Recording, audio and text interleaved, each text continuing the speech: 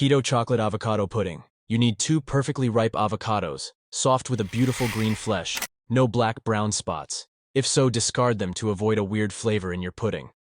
Avocados are great keto-friendly vegetables with a good amount of fiber. Unsweetened cocoa powder. This is the best way to add a delicious chocolate flavor to your pudding recipe without adding sugar. Liquid sweetener.